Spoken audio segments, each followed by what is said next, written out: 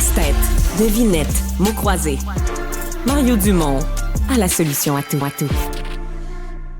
On disait avant la pause, oui, c'est du froid, une vague de froid, pas aussi extrême que ce qu'on avait peut-être attendu ou annoncé, en tout cas pas pour le Grand Montréal. Mais bon, si vous couchez dehors, c'est néanmoins pas chaud, là. En fait, je dirais pas vivable. Florence Portez, c'est directrice du développement et des habitations communautaires chez Le Chaînon. Bonjour, Madame Portez. Bonjour. Ouais, pas facile de dormir dehors dans ces conditions-là. Pas facile, impossible, je dirais, de façon digne et sécuritaire. Et pourtant, une nuit comme la nuit passée à Montréal, selon le portrait qu'on a, il y a des gens qui ont dormi dehors?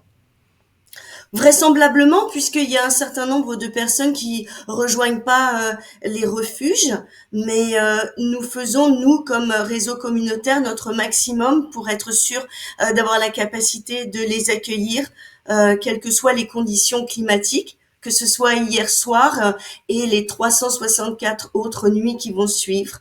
C'est notre mandat, c'est notre mission. Ouais. Mais dans des nuits, quand on annonce du temps particulièrement froid, est-ce qu'on avait les places nécessaires avec l'ajout des halles de chaleur, des places supplémentaires? Est-ce qu'on avait les places pour héberger toutes les personnes? En d'autres termes, ceux qui ont dormi dehors, est-ce que c'est vraiment par choix? Le choix, c'est une question qui est très difficile à aborder dans les conditions d'extrême pauvreté, de santé affectée. Beaucoup de personnes ne peuvent pas toujours prendre des décisions qu'on appelle raisonnables, mais effectivement, il y a un nombre de places plus importantes qui sont développées pendant la saison hivernale à Montréal. Ça fait des dizaines d'années que c'est ainsi.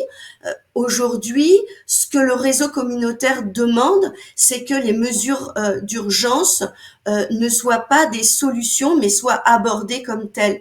Donc oui, à des places en haute chaleur, mais surtout les moyens de développer les solutions pour se protéger de l'hiver, ça reste d'avoir un chez-soi, et pour tout le monde.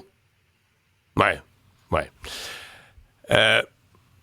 Est-ce que vous, dans le réseau communautaire, par exemple hier, est-ce que vous accueillez des gens, est-ce qu'il y a encore de l'accueil de dernière minute, là, des gens qui arrivent en soirée, qui n'ont pas de place pour coucher, est-ce que vous accueillez des gens in extremis là, qui seraient sur le bord de passer la nuit dehors?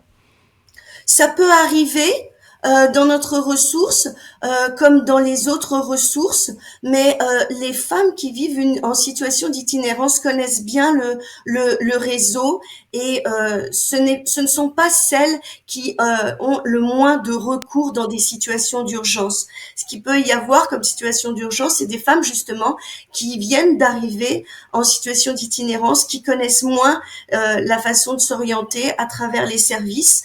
Donc elles font des appels et c'est notre rôle quand elles appellent de les diriger vers les ressources qui peuvent les accueillir in extremis, comme vous le dites. Et si elles arrivent jusqu'à nos portes, forcément nos portes sont ouvertes pour elles. Donc, dans des soirées comme hier, il n'existe pas une telle chose comme se faire répondre. On n'a plus de lit, on n'a plus de place, on est plein. On en trouve?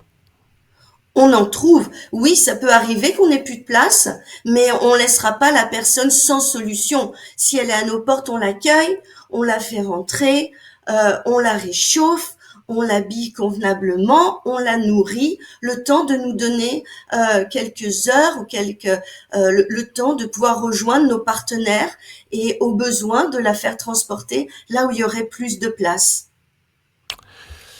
Eh bien, on va souhaiter que ça... Parce qu'à chaque année, quand il y a ces vagues de froid, malheureusement, c'est pas rare là, qu'on nous annonce des décès ou des engelures graves ou des personnes là, qui ont pensé pouvoir passer la nuit dehors et pour qui ça s'est mal passé. On va se croiser les doigts. Florence Portez, merci beaucoup. Je vous remercie beaucoup. Au revoir.